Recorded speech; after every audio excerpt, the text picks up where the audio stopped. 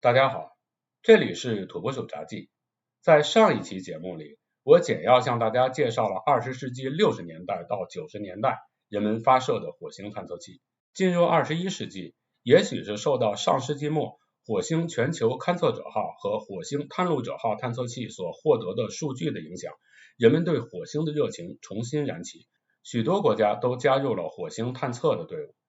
大家现在在屏幕上看到的就是21世纪火星探测器的列表。在这些探测器中，勇气号、机遇号、凤凰号、好奇号、洞察号、毅力号漫游车或者着陆器都取得了巨大的成功，积累了大量的火星表面的探测数据，并且在火星表面和土壤中发现了水，还成功的将火星大气中的二氧化碳转化成了氧气。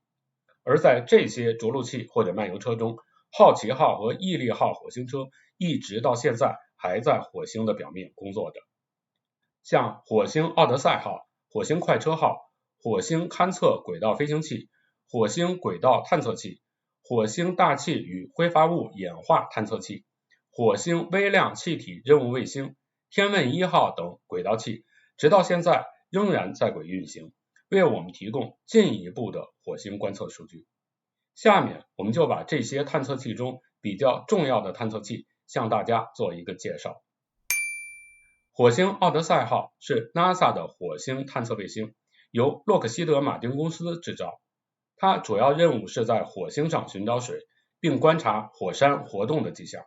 同时，火星奥德赛号也是勇气号、机遇号、凤凰号和好奇号火星着陆器或火星车与地球通讯的中继卫星。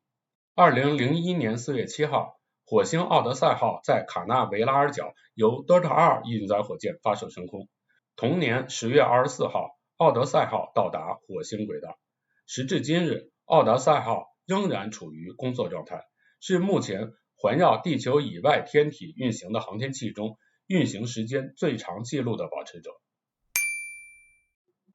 勇气号和机遇号是 NASA 2003年火星探测计划火星探测漫游者任务的火星车。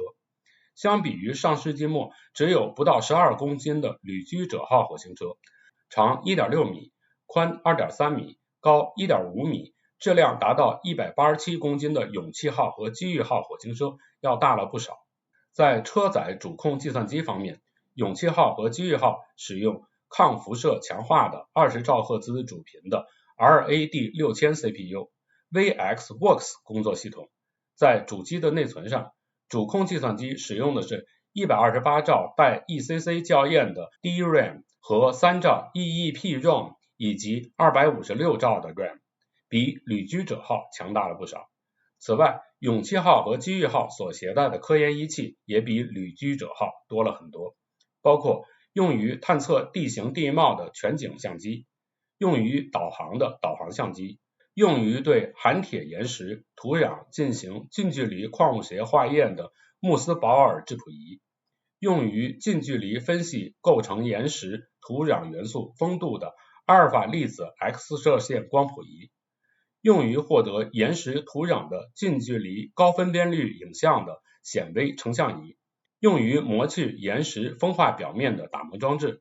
用于暴露内部物质供车载仪器研究的岩石研磨工具。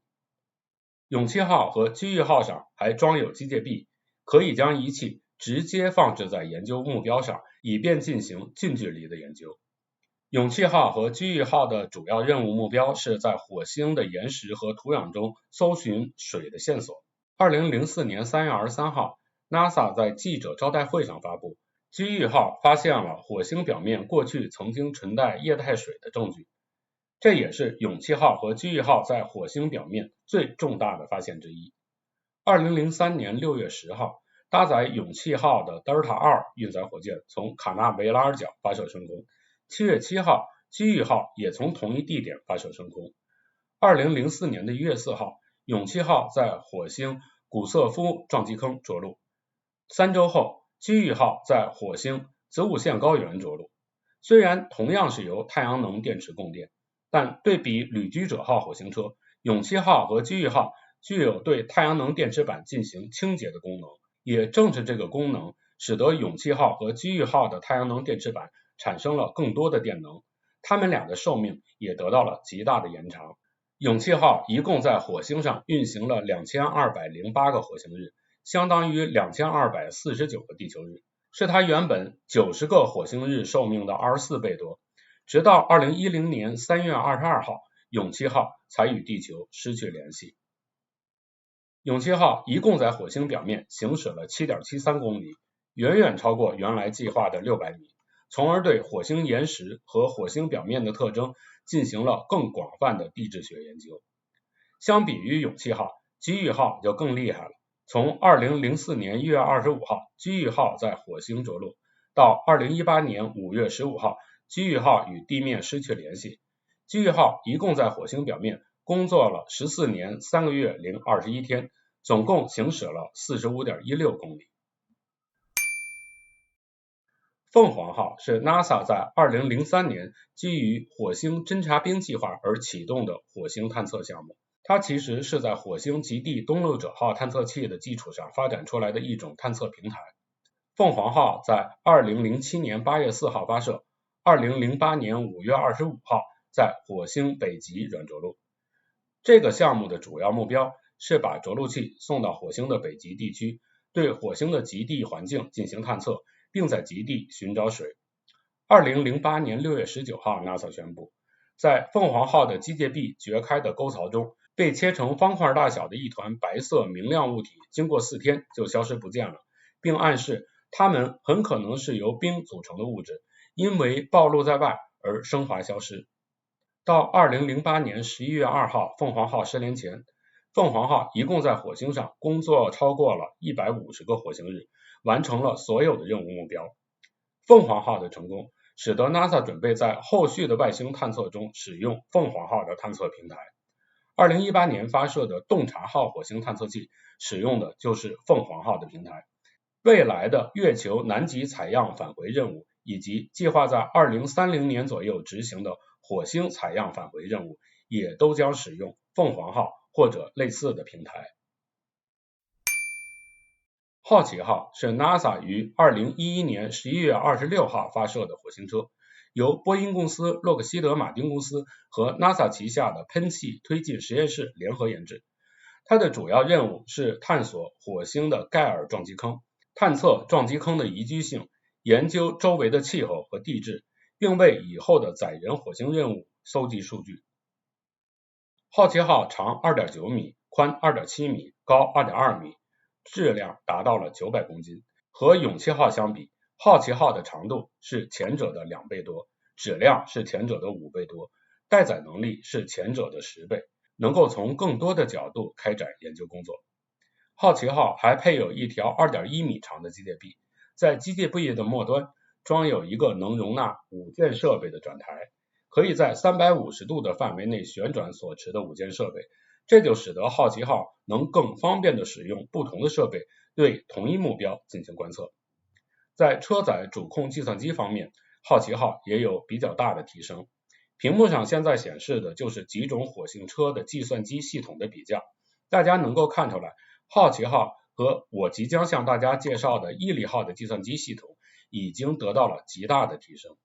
在通讯方面，好奇号和地球的直接通讯的带宽是 8K， 但好奇号还可以与火星轨道上的火星奥德赛号、火星快车号、火星侦察轨道器等3个轨道器进行通讯，再由这3个轨道器作为中继和地球建立联系。在探测设备上，好奇号上带有阿尔法粒子 X 射线光谱仪、化学与矿物质分析仪、火星样本分析设备、辐射评估探测器、中子反照率动态探测仪、漫游车环境监测站。另外，在好奇号上还装有12台工程相机和5台科学探测相机。好奇号甚至可以在岩石上打孔，将采样的粉末样本送入车内进行化学与矿物质分析。在供电方面，和海盗号一样，好奇号也使用了核电池。这种被称为多任务放射性同位素热电发生器的核电池是由美国能源部向 NASA 提供的。每个核电池能产生110瓦的电能，核电池的寿命是14年，这就使得好奇号再也不用担心火星沙尘暴影响它的工作了。直到现在，好奇号依然在火星上处于工作状态，它已经在火星上行驶了 31.1 公里，并且不断地向地球发回它的新发现。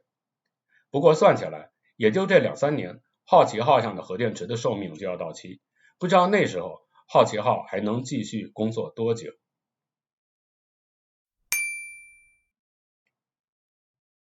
2020年7月23号，天问1号火星探测器由长征5号遥4运载火箭从海南文昌航天发射场发射升空。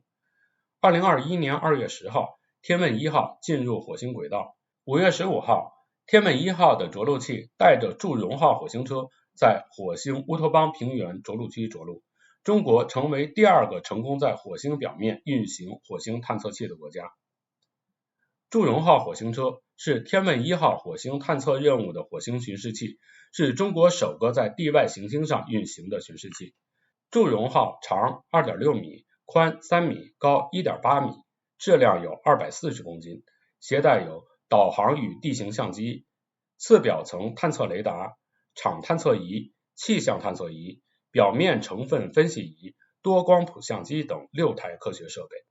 祝融号的设计寿命是90个火星日，但实际的工作时间超过了1个地球年。2022年5月18号，为了应对火星沙尘天气导致的太阳能电池发电能力降低及冬季的低温环境，祝融号转入休眠状态。原计划它将在2022年12月前后恢复工作，但2023年4月25日，中国行星探测总工程师张荣桥称，祝融号可能因为火星沙尘积累过多而无法唤醒。截止到休眠期，祝融号总共在火星上行驶了大约12公里。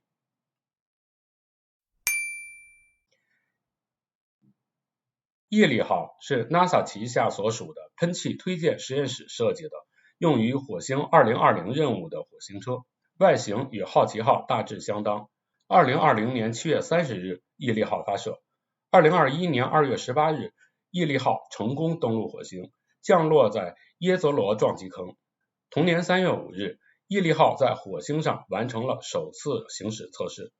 毅力号上带有7台科学仪器、23个摄像头和2个麦克风，它将探测耶泽罗撞击坑附近的火星表面。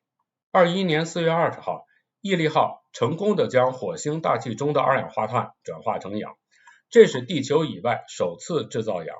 我们知道，火星的大气十分稀薄，表面的气压只有地球表面的 1%， 这大约相当于地球上3万米高空的大气压强。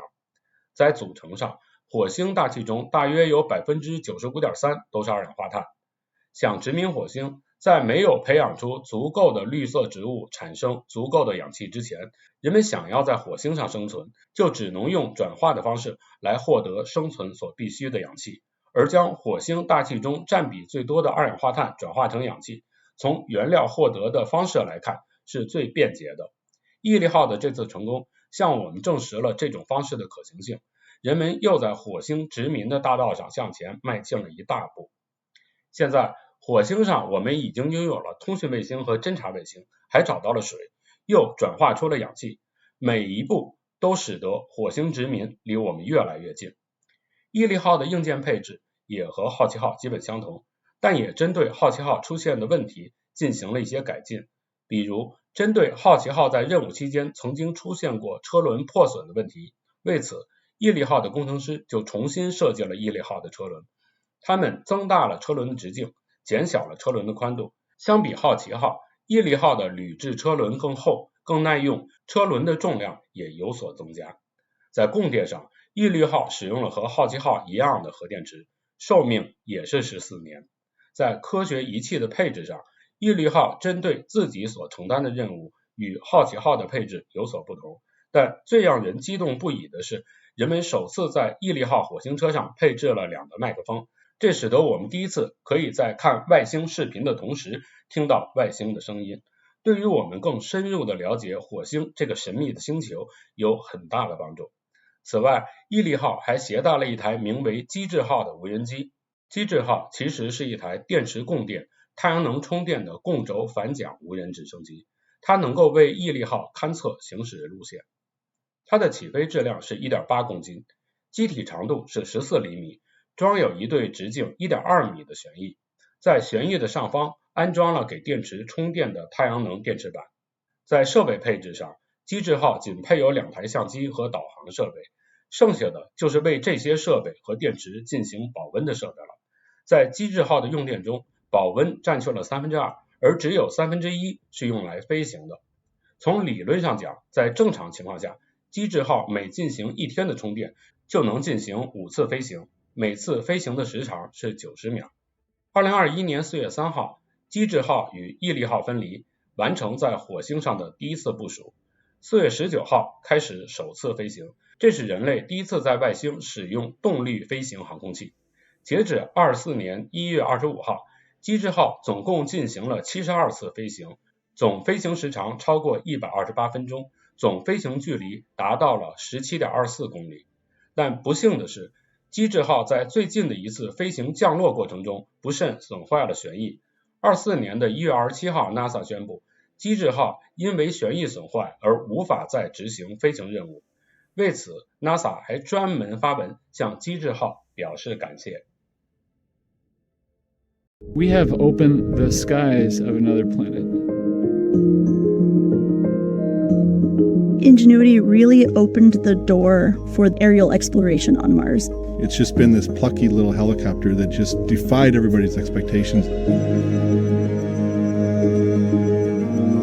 I'm incredibly proud and grateful for all that Ingenuity has been able to give us. What would you say to Ingenuity directly one last time? You're gonna make me cry, you know. What would I say to Ingenuity? It's really hard to say goodbye to you. I would say thank you. Ingenuity, thank you for bringing us all together. Thank you for leading the charge in our adventure on Mars, and we will never forget you. Rest well. Thank you, Ingenuity. Thank you, Ingenuity. Thanks, Ingenuity. Thanks, Ingenuity.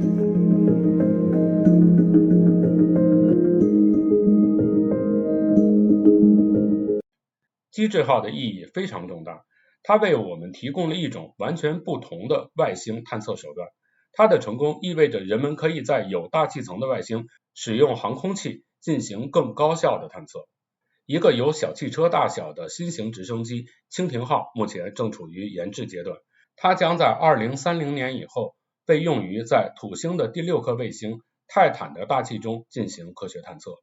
科学家们甚至设想用航空器探测金星。要知道，金星的环境条件极其恶劣，表面的大气压大约是地球表面的90多倍，环境温度超过400摄氏度，还会经常下硫酸雨。此前，任何一个金星登陆器在金星表面存活的时间都不超过127分钟。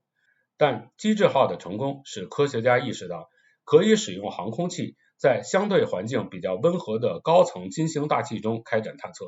这样我们就可以长时间持续的观测金星了。以上就是我向大家介绍的21世纪的火星探测器，但人们对火星探索的脚步却远不止于此。未来每逢火星探测的发射窗口，都会有更多的探测器飞向火星。另外，大家可能还不知道，现在的毅力号火星车已经开始承担更多的任务了。现在毅力号是2022年启动的 NASA、ESA火星样本采样返回任务的第1阶段。NASA 计划用毅力号在火星表面实施样本采样，在2029年或2031年发射带有火星上升器和2台类似机智号的无人机的火星着陆器着陆火星。无人机负责从毅力号上取回已经完成采样的样品，再回到着陆器附近，利用无人机上的机械臂把样本装入上升器，上升器离开火星返回地球。大家现在在屏幕上看到的是 NASA 的工程师设想的另一种采样返回的方式。在这种方式中，毅力号将直接把样品装入上升器，然后再由上升器带着样品返回地球。此外，中国也制定了在火星表面采样返回的天问3号计划。这些火星探测计划和马斯克的星舰就像是2只手，正在相互配合着实现人们殖民火星的愿望。好了，今天的节目就到这里，谢谢您的收看，请您订阅我的频道，打开小铃铛，这样您就能收到我节目更新的通知。同时也欢迎您转发、评论、点赞。咱们下期节目再见。